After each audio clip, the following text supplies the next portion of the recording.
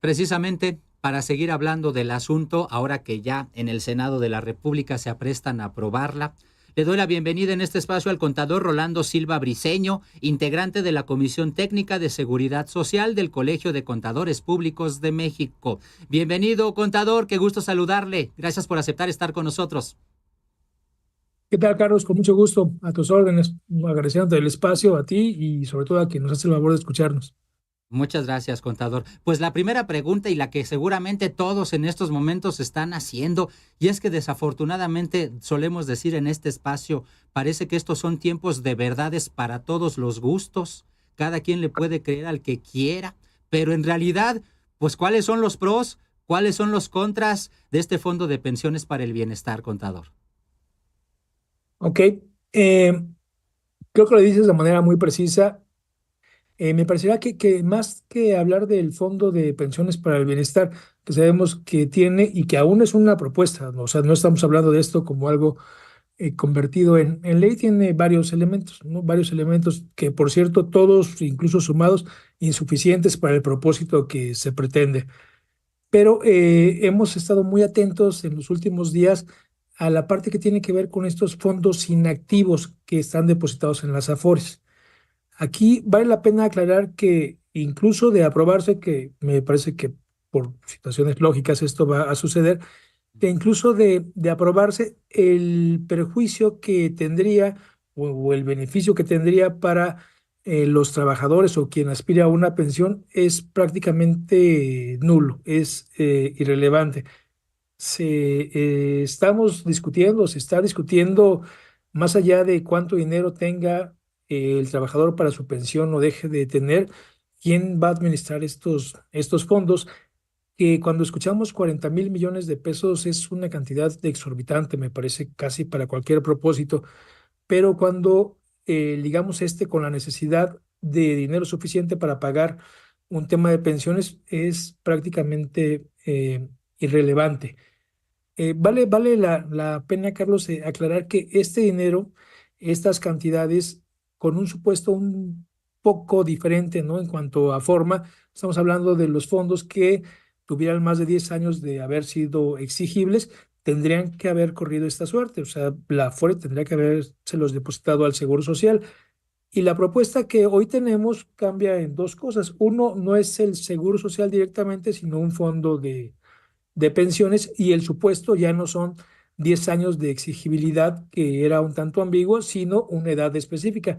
70 años para quien trabajó, cotizó ante el Seguro Social, 75 para el ISSSTE, exceptuando a quien teniendo 70 o 75, dependiendo para quien trabaje, estuviera en activo, estuviera cotizando, en donde eh, esta transmisión de fondos no se llevaría a cabo y considerando que, de acuerdo a la iniciativa, si esto se convirtiera en ley, hay la obligación de un año antes de que suceda la transmisión de los fondos, avisarle al trabajador o a quien se tenga como referente de beneficiario. Justo en esas estamos. Yo lo vería y permitiéndome avanzar un poco como una discusión sobre quién tendría el beneficio de administrar fondos que pertenecen a los trabajadores. En ambos casos, Bien. no pierden su origen, ni el trabajador pierde el derecho a reclamarlos, tampoco sus beneficiarios. Eso es muy cierto, efectivamente, y me parece que si a todos nos plantean el asunto desde ese punto de vista, pues todos nos vamos a indignar, porque ¿cómo es posible que haya 40,000 millones de pesos de cuentas sin movimientos y que de alguna o de otra manera no es que estén ociosos, están generando intereses, están generando recursos? ¿Y para quién son o para quién es esa generación de recursos? ¿Es para las administradoras de las AFORES? ¿O es para los bancos? ¿O es para los trabajadores? Más aún, ahora pasemos del otro lado. Si dicen estos 40,000 millones los va a administrar ahora el gobierno, pero no se preocupen, si alguien quiere reclamarlos después, va a haber manera de que los reclamen. Pero me parece que en ese sentido no hay ni claridad, ni transparencia, ni todavía siquiera los elementos suficientes para que la gente diga, uy, me va a tomar más tiempo intentar recuperarlos. Es decir, pareciera ser en estos momentos, híjole, qué terrible lo que decíamos. Hace rato hablábamos del agua y decíamos, tanto un gobierno como el otro nada más están viendo por sus propios intereses políticos. Parece que en este caso también, al final de cuentas, es exactamente lo mismo, contador. Únicamente políticos viendo para beneficios no de los trabajadores, sino de sus grupos políticos. ¿Eso es así o yo estoy muy equivocado? No, me parece que para nada estás equivocado, ¿no? Y sin ningún matiz político nos toca opinar sobre el aspecto técnico. Aclarar varias cosas. Uno, la Afore no vive de los rendimientos, no jinetea el dinero de los trabajadores.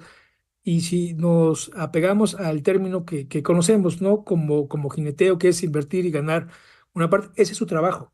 Pero Ok. esos rendimientos son del trabajador, Ujú. sin importar la condición en la que sea. La Afore no toma un dinero, no toca un peso, ni del dinero del trabajador, ni de los rendimientos, pero vive de las comisiones. Y estas Eso es comisiones bueno. se cobran de forma automática. Perdón que Se lo interrumpa forma, aquí, pero ¿y diga, estos 40,000 millones de pesos en dónde están? ¿Los tienen todavía las Afores? ¿También son para beneficio de los trabajadores o esos están en una bolsa aparte porque no tienen movimiento? no están en una bolsa aparte, están en la bolsa que corresponde a cada uno de los trabajadores.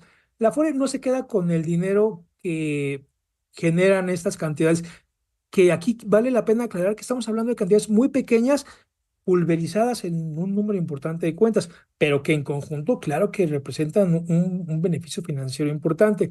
La Afore no vive de esto, no se queda, no puede tocar el rendimiento, pero sí cobra una comisión sobre el saldo, sobre los movimientos que tenga cada trabajador, lo que nos lleva a la conclusión de que podríamos tener trabajadores que jamás van a reclamar esos fondos y mucho menos convertirlos en una pensión y que siguen pagando a lo mejor de forma, eh, pues, sin conocerlo, una comisión.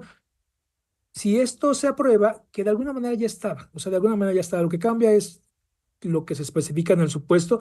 Estos fondos tendrían que ser transferidos a lo que ahora se llama, o se llamaría más bien, un fondo Ujú. de pensiones del bienestar, en donde el trabajador correría la misma suerte, solo que ahora estaríamos hablando de que a estos fondos se les estaría sumando un interés que no se aclara cómo se calcula.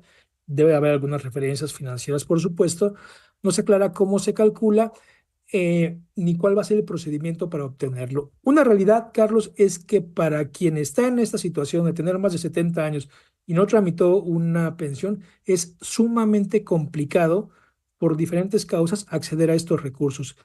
No me Claro. parece que esto vaya a disminuir la complicación si pasan a manos del gobierno. En realidad, me parece que nos quedamos casi igual, ¿no? Habría que hacer ahí un cálculo muy preciso y que el debate en realidad es sobre si el gobierno va a tener un préstamo con un interés controlado que se decide bajo pues elementos que se controlan o si las Afores van a poder seguir cobrando una comisión sobre saldos de personas que jamás van a reclamar estos montos. Estamos hablando de a lo mejor miles o de Claro, cuentas que claro. tienen 20,000, 30,000 pesos, que no es rentable dar 50 vueltas, ¿no? A la Afore para irlos a recuperar o que ni siquiera se sabe que existen. He escuchado a muchos expertos también ya que dicen, pues más bien lo que tendría que haber hecho el gobierno, lo que tendría que estar haciendo el gobierno es una cruzada para buscar a todas esas personas que tienen esos dineros para tratar de devolverlos. Pero eso también es como que utópico, ¿no, contador? Pues es relativamente utópico porque me parece que hoy en 2024, y si para efectos de otorgar una pensión o de seguir pagando una pensión al Seguro Social, tiene una conexión directa con el Muy registro bien. civil en donde se sabe quién muere, ¿no? Se sabe quién muere y por lo tanto Ujú. cesa el pago de una pensión, debería de haber este mismo cruce con las Afores y entonces una vez que el trabajador fallezca, buscar a sus beneficiarios. Sin embargo, el porcentaje de trabajadores que tienen su expediente actualizado es muy bajo. Y Muy sobre bien. todo en estas cuentas que están muy pulverizadas. O sea, podríamos estar hablando de 1,000, 2,000, 3,000 pesos, que nunca son poco dinero, pero que no resulta rentable dar 1,000 vueltas, ¿no? Para poderlos recibir, pero que si los juntamos todos, claro que generan un efecto financiero importante y claro que quien los administre va a tener un beneficio. Muy bien, perfecto. Pues contador Rolando Silva Briceño, integrante de la Comisión Técnica de Seguridad Social del Colegio de Contadores Públicos de México, Muchas gracias por haber platicado con nosotros estos minutos para la audiencia de La Octava. Con mucho gusto, a la orden. Hasta la próxima. Gracias al contador público. Vamos a otro